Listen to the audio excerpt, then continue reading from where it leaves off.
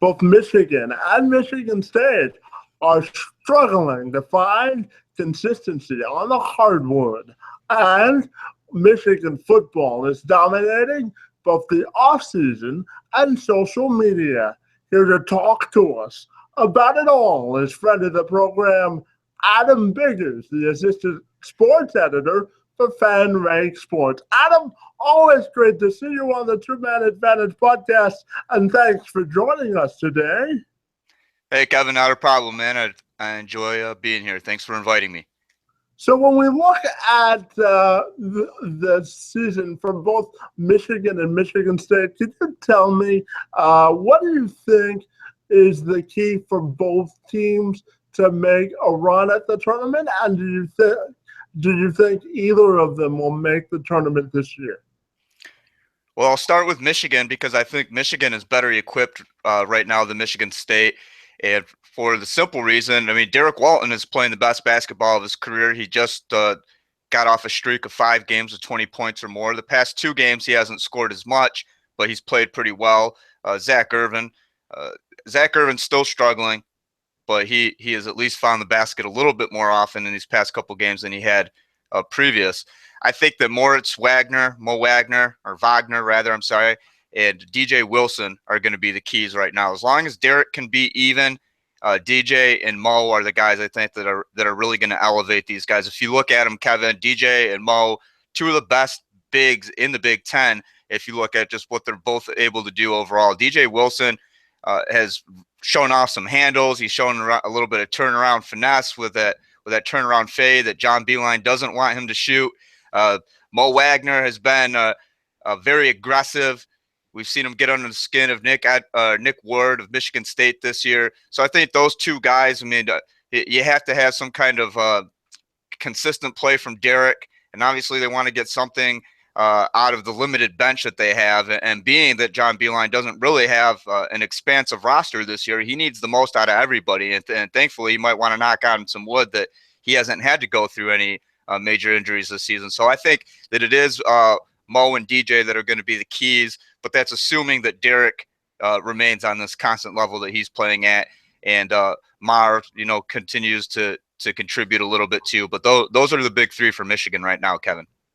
And as far as Michigan State, can you tell me about some trends that you've seen from them and why they've struggled so much this year? I don't know where to start. It's been an odd year for the Spartans, and that's because, and I just talked about this the other day too, so it's fresh on my mind. If we look at the season that Tom Izzo's had, he's had to go through a lot of firsts, right? This is a very young roster. He's never started 4 freshmen, never played 4 freshmen this much ever in his 22 years as head coach at Michigan State. And Judd Heathcote never played that many either, the coach previous to him. He's had to deal with injuries. Gavin Schilling, he thought he was going to have Gavin, senior forward, in the front court, and that was going to help out a lot with experience and just presence in the middle. Ben Carter, the transfer from UNLV, he was injured. He was supposed to add at least some experience, maybe stretch out the bench a little bit. Everybody was going to help. So they start the season without Ben Carter, without Gavin Schilling. Miles Bridges then goes down with an ankle injury, and he misses 7 games. And so they're kind of, at first, they're learning to play with Miles or learning to play with each other. And then Miles goes out, then they have to learn, kind of reconfigure. And then Miles comes back into the lineup and they have to reconfigure that and learn how to play. And it's just, and then Aaron Harris against Purdue goes down with the season-ending right knee injury. So, Kevin, it's just been one thing after another for the Spartans. They haven't been able to win more than 4 games this year. They've had a 3-game winning streak, a 4-game winning streak. They don't have the senior leadership. They just lost another player. I mean, depth-wise and just track record-wise, if you look at what they've done this year, I just don't think that Michigan State has enough to make a serious run. They haven't shown me anything that proves that they can rattle off 6 wins in a row, which is needed in March Madness to win a national championship. So it's going to be one of those wait and see things. And Kevin, as we've seen with past time Izzo teams, I mean, you count them out and then they come back. I mean, the 2015 team was supposed to be a bubble team, yet they found a way. But that team had a lot of senior leadership. That team had a lot of grit. This team, young, I think it needs another year. Honestly, Kevin, I think Michigan and Michigan State both make the tournament. I like Michigan better than the Spartans right now, but Michigan State just has to kind of figure out what it's going to do. And I think I don't want to say that it's a scrap this season and look at next year, but this is not a year I think that the Michigan State is really equipped to make any type of championship run.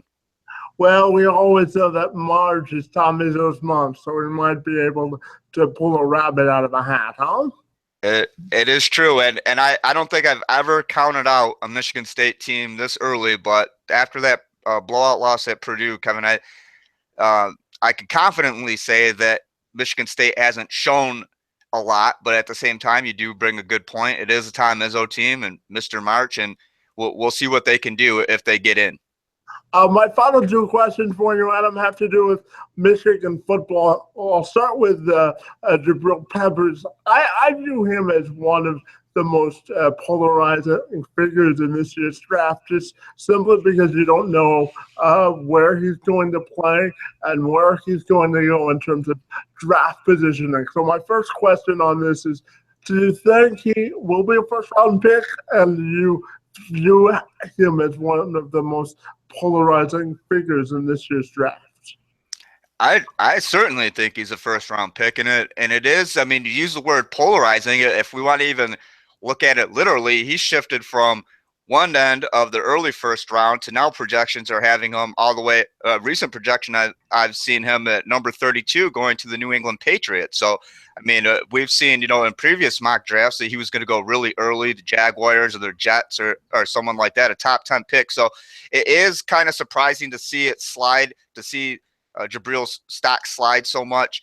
I think he's one of the most athletic players in this draft. I think he's one of the most athletic players who's ever played at Michigan. He's one of the most athletic players that I've ever covered.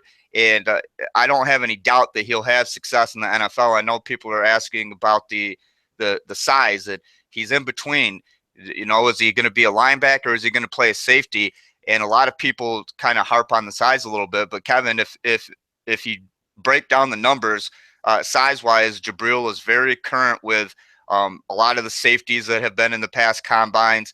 He's about right there with some of these smaller, like rover type linebackers. I'm not really worried about Jabril Peppers' size, but it seems like NFL experts and GMs, maybe they are, because that's the only reason I can see him slipping from a sure top 10 pick we were talking a few months ago to now a possibly late first round pick.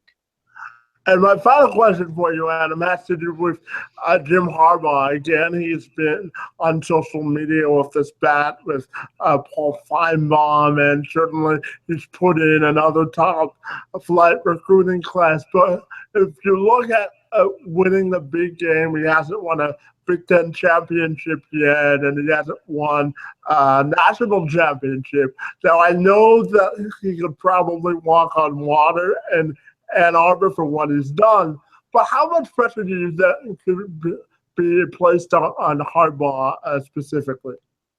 I mean, I think if there's going to be outside pressure, obviously, from the fan base, and I mean, people who watch college football are expecting Michigan to play very well. I don't think there's going to be any pressure greater than the pressure that Jim Harbaugh puts on himself. He was really broken up after that Ohio State loss. I don't think. I mean. This would be a better question for him, and maybe I'll have a chance to ask, or someone else will have a chance to ask. But I don't think he's fully recovered from that 30-27 double overtime loss at Ohio State, Kevin. I think that he's still upset about that. So the goal entering this season, and as we approach spring ball, the spring game, April 15th, I have no doubt in my mind the only thing these guys are talking about is win the Big Ten, qualify for the 4-team college football playoff, and win a national championship. That is the goal right now for Michigan, no doubt in my mind. And if there's going to be a lot of pressure, but like I said, I don't think anybody will apply a greater amount of pressure to Michigan or to Jim Harbaugh than Jim. Let me spit this out. Than Jim Harbaugh himself. We got it out, Adam. As always, I thank you for your time and giving us a couple of minutes on the Two-Man Advantage podcast. Have a great day. And until next time, buddy, thanks for your time. Hey, anytime, Kevin. Thanks for having me.